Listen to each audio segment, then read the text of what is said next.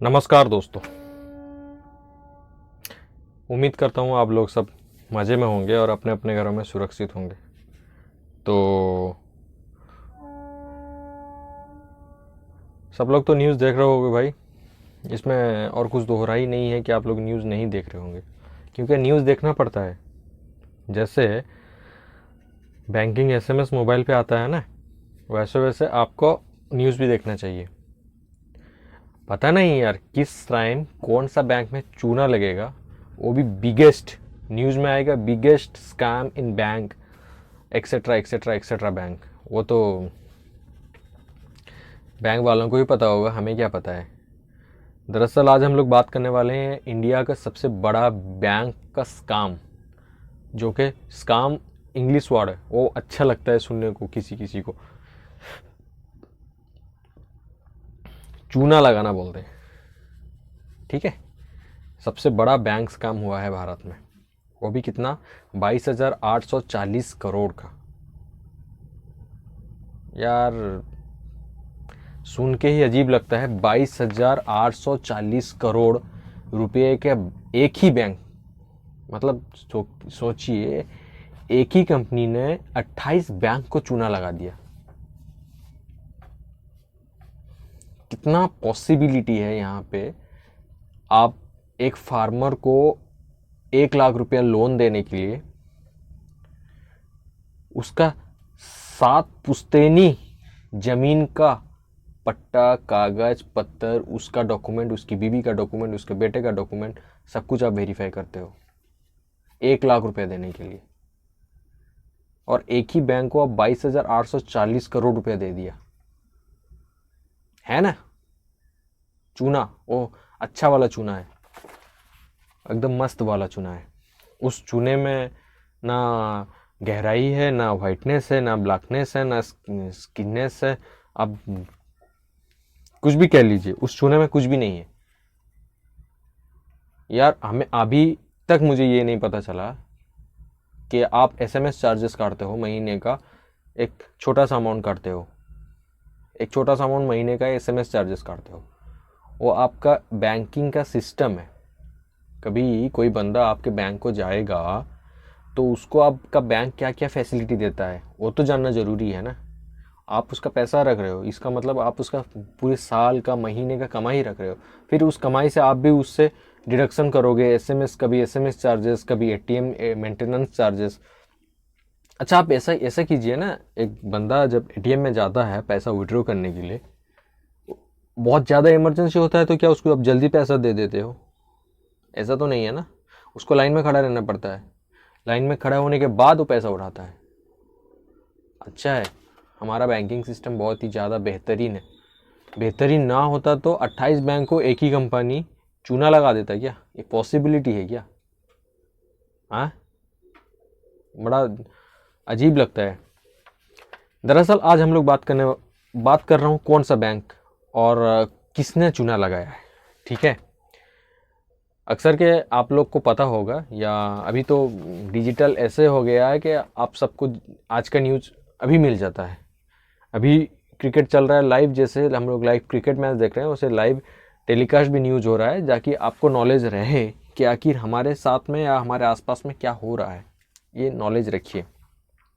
News में आया कि biggest bank fraud case, CBI ने केस रजिस्टर किया है ABG shipyard limited and ABG international के खिलाफ। इसके मैनेजिंग डायरेक्टर ऋषि कमलेश अग्रवाल, पता नहीं ये ऋषि कमलेश अग्रवाल अभी कहाँ पे है, या किसी आईपीएल टीम के ओनर है, वो तो पता नहीं। जिस तरह विजय माल्या जी, सर विजय माल्या जी ने आरसीबी के ओनर थे, अब तो देखा होगा। मैं क्या बताऊँगा, मुझे ज़्यादा बताना अच्छा नहीं लग रहा है, क्योंकि ये हमारे साथ में हो चुका है ना, तो ऐसे बताना भी पड़ता है, याद आपको याद दिलाना पड़ता है। दरअसल एसबीआई ने 8 नवंबर 2019 को एक एफआईआर रजिस्टर किया अगेंस्ट किसके खिलाफ? एबीजी शिपयार्ड लिमिटेड के खिलाफ। क्यों? क्योंकि एसबीआई का खुद का कितना हज़ार करोड़ था, 2,468 करोड़ रुपया, 2468 पॉइंट छोड़िए कितना लाख है, वो तो अलग है। SBI, ICICI बैंक और IDBI, ये हमारे भारत का प्रमुख बैंक होता है, जो कि ज़्यादातर ट्रांजैक्शन इन्हीं पे होता है, और ज़्यादातर जो लोग हैरेस होते हैं, सबसे ज़्यादा हैरेस होते हैं SBI बैंक में। यार जिसका SBI का अकाउंट है उसको भी मालूम होगा, जिसका नहीं भी है उसको भी मालूम होगा, क्योंकि वो कितना हैरेस होते हैं, कितना हैरेस होते हैं तो सबको मालूम है। SBI क्या कर रहा है, SBI के स्टाफ क्या कर रहे हैं, ठीक है, वो तो बताना गलत है। लेकिन आप तीनों बैंक का 50% शेयर होल्डर थे, कहाँ पे? ABG शिपयार्ड लिमिटेड व ABG इंटरनेशनल में। इन तीनों का 50% तो चूना लग गया, क्योंकि 22,842 करोड़ तो चूना लगा है 28 बैंक को। अच्छा, बैंक का मर्जिंग सिस्टम शुरू हो गया, क्यों? क्योंकि हमारा जो सिस्टम है उस पर बराबर प्रोसेस नहीं हो पा रहा है, इस वजह से बैंक मर्ज हो रहा है। बैंक मर्ज होते ही पता चल रहा है कि किस बैंक से कितना लोन गया है। तो अभी ABG शिपयार्ड लिमिटेड के जो मैनेजिंग डायरेक्टर ऋषि कुमार अग्रवाल, वो कहाँ पे हैं वो तो पता नहीं। उनके साथ ही जो एग्जीक्यूटिव डायरेक्टर थे, सनातन मुत्थुस्वामी, डायरेक्टर अश्विन कुमार, सुशील कुमार अग्रवाल, रवि विमल, ये लोग के खिलाफ भी FIR दर्ज किया गया है। पता नहीं अभी वो भारत में है या किसी प्राइवेट जेट से कहीं निकल गए, क्योंकि 22,844 रुपया नहीं है भाई, ये करोड़, करोड़, समझ रहे हो ना, करोड़ लेके कट गए हैं। तो पहली बार 8 नवंबर 2019 को SBI इनके खिलाफ कंप्लेन कर रहा है। मार्च 12 2020 को SBI एक क्लैरिफिकेशन ले रहा है। उसी साल मतलब 2020 अगस्त महीने में SBI फिर से फ्रेश कंप्लेन कर रहा है, जिसको स्क्रूटिनाइज करके CBI ने उनके खिलाफ इस महीने फरवरी 7 तारीख 2022 को एक FIR रजिस्टर कर रहा है कि फ्रॉड केस का। फ्रॉड हो बोल लीजिए या कुछ भी बोल लीजिए, चूना लगाना, कुछ भी बोल लीजिए। मतलब हमारा भारत ऐसा देश है जहाँ पे क्या बोलते हैं, कंट्रोवर्सी और स्काम, ये दोनों रहना ज़रूरी है। ये दोनों नहीं रहेगा तो फिर वो अच्छा नहीं लग रहा है। दोनों रहना ज़रूरी है यार, दोनों नहीं रहेगा तो कैसे चलेगा? क्योंकि ये जो महाशय थे ABG शिपयार्ड, इनका काम गुजरात और गोवा में चल रहा था। एक शिप बनाने का काम चल रहा था नया, और एक शिप रिपेयरिंग का काम चल रहा था। काम तो बराबर जब से चल रहा था, ठीक है। जब ये कोविड-19 का ग्लोबल डैमेज आ गया, ग्लोबल समझ रहे हैं ना, पूरी वर्ल्ड में जो मंदी अवस्था आ गया, उस वजह से ABG शिपयार्ड सामने आया कि इसके पास इतना पैसा बाकी पड़ा है इन बैंकों का, जो वो लोग कलेक्शन नहीं कर पा रहे। यार जब ATM में हमारे अकाउंट में 500 रुपया होता है, SBI वाला मिनिमम चार्जेस ले जाता है। उसको वो बोलता है कि भाई मुझे 1500 रुपये मिनिमम रखना है अकाउंट में, नहीं तो मैं चार्जेस कटना शुरू कर दूंगा। तो सोचिए ये किसका पैसा है? आम लोगों का पैसा है। और आम लोगों का पैसा दिया जा रहा है कॉरपोरेट बैंकों को, कॉरपोरेट लोगों को, कॉरपोरेट कंपनियों को, और फिर वो कंपनी घोटाला करके निकल जाती है प्राइवेट जेट से। अच्छा है ना, अच्छा फैसिलिटी है। हमारे भारत में इस तरह का फैसिलिटी और कहीं नहीं मिलेगा आपको, सारा वर्ल्ड पे इस तरह फैसिलिटी नहीं मिलेगा। ऐसा फैसिलिटी मिलता तो जॉर्ज बसोस और टेस्ला के जो है ना, टेस्ला के, पता है ना आपको कौन है वो, तो फिर भारत आ जाते, है ना। हम लोग सब बोलते हैं ब्रिटिश हमारे यहाँ लूट के चले गए 300 साल में। हमारे भारतीय क्या कर रहे हैं, उनका जवाब कौन मांगेगा? कोई नहीं है। और हम लोग सिर्फ बोल रहे हैं कि 22,842 करोड़ चूना लगाने के बाद ABG महाशय कहाँ गए हैं वो तो मालूम नहीं है। मतलब ABG महाशय अभी भारत में है, ऋषि कमलेश अग्रवाल जो कि मैनेजिंग डायरेक्टर, वो कहाँ पे हैं वो तो मालूम नहीं। दिक्कत यही है कि हमारा जो कॉन्स्टिट्यूशन है और हमारा जो पॉलिटिकल सिस्टम है, जो बड़े बड़े कॉरपोरेट बैंकों का लोन को NPA बताया जा रहा है। NPA का मतलब क्या है भाई? जो न्यूज़ में बैठ के बोल रहे हो बड़े बड़े लोग, NPA कभी आप मार्केट पे जाके एक सब्जी वाले दुकानदार को पूछिए एनपीए है क्या, ठीक है, उसको यही लगेगा नया प्याज आया है, एनपीए का मतलब यही है, वो समझेगा। भाई उसे एनपीए का मतलब क्या समझाइए, ऐसे आप एनपीए एनपीए बोलने से कुछ नहीं होगा। एनपीए का मतलब जान लीजिए नॉन परफॉर्मिंग एसेट। मतलब सपोज मैं एक बैंक हूँ, या आप ले लीजिए एक्स एक बैंक है, एक्स से लोन लिया है वाई, वाई के पास उतना पैसा नहीं है एक्स को देने के लिए। एक्स वहाँ पे डिक्लेयर करेगा कि वाई जो मेरे पास से पैसा लिया था वो मेरा एनपीए हो गया है, नॉन परफॉर्मिंग एसेट। एसेट जो वाई जो पैसा लिया था उसका कुछ शेयर एक्स को दिया था। जैसे मैं आपको बता दे रहा हूँ, एबीजी शिपयार्ड लिमिटेड या इंटरनेशनल लिमिटेड जो भी है, वो पैसा लिया एसबीआई, आईसीआईसीआई, आईडीबीआई, ऐसे और भी अनेक बैंक, 28 बैंक से पैसा लिया।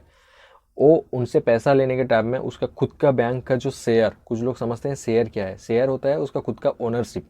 उसका ओनरशिप वो 28 बैंकों में डिवाइड किया कि आप मुझे इतना पैसा दीजिए और मेरे बैंक का या मेरे कंपनी का इतना शेयर आपके पास रखिए, जितना प्रॉफिट आएगा उसी हिसाब से सेग्रीगेशन होगा कि आपका जब 10% है मेरे बैंक में तो आपको कितना फ़ायदा मिलेगा। ऐसे एसेट होता है।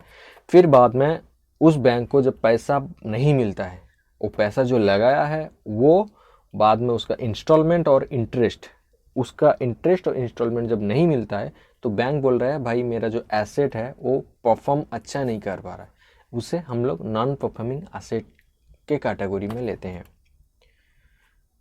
तो फिर एसबीआई महाशय ने उसे नॉन परफॉर्मिंग एसेट कैटेगरी में डाल दिया। डालने के बाद में उसमें एफआईआर लिया, एफआईआर लेने के बाद में उसमें ऑडिटिंग चला। ऑडिटिंग का जो हमारा E&Y कंपनी जो है, मिस्टर E&Y, उन्होंने ऑडिट करके ये बताया कि 2012 से लेकर 2017 तक इस पे बहुत ज़्यादा घोटाला हो रहा था, जिस वजह से आज 22,844 करोड़ 22,842 करोड़ घोटाला हुआ है, ये सामने आया। इतना पैसा चूना लगाया गया है, नहीं तो किसी को पता ही नहीं चलता।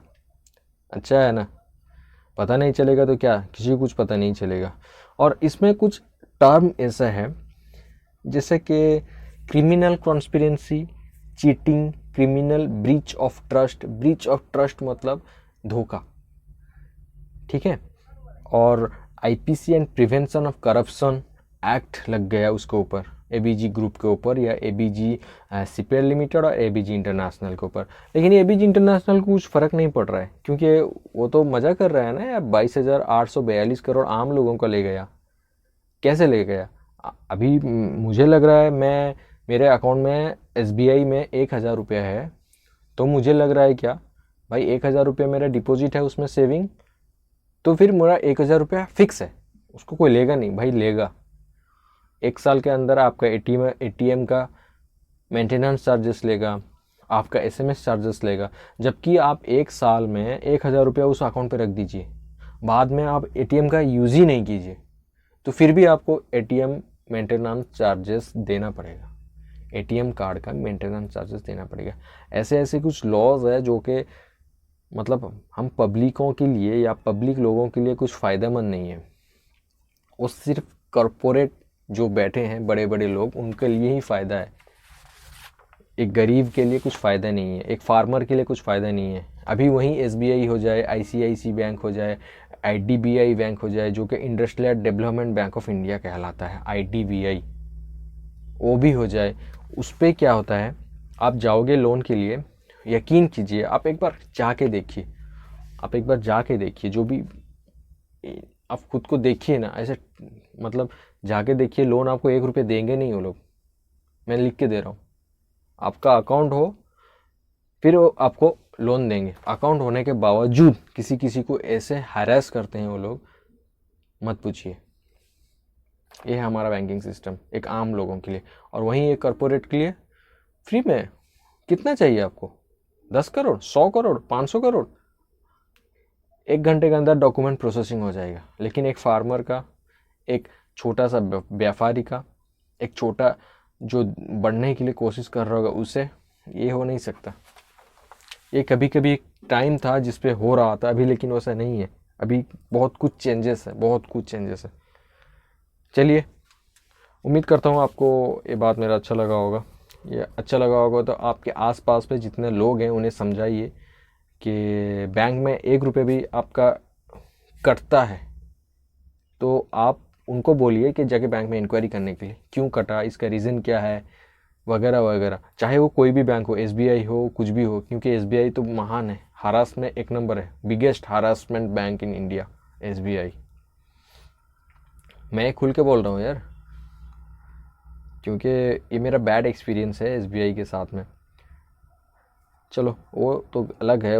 मुझे लगता है एसबीआई को ये सुधार करना चाहिए, उसका स्टाफ को ये सुधार करना चाहिए। जो भी जाता है, छोटा से छोटा इंसान हो, उसका कस्टमर है, उसके साथ में वो अच्छा सलूक करें, उसको वो पक्का इन्फॉर्मेशन दे। ऐसा नहीं है भाई मुझे ये काम करना है, वो काउंटर नंबर 4 पे चले जाइए, काउंटर नंबर 5 पे चले जाइए, ऐसे ऐसे वो घूम रहा है, गोल गोल गोल गोल चक्कर काट रहा है। ऐसा बंद कीजिए, आप एक अच्छा बैंक बनिए और जो भी लोन जिसे दिए हो भाई उसे ले आओ। क्यों गरीब लोगों को इतना दिक्कत दिला रहे हो?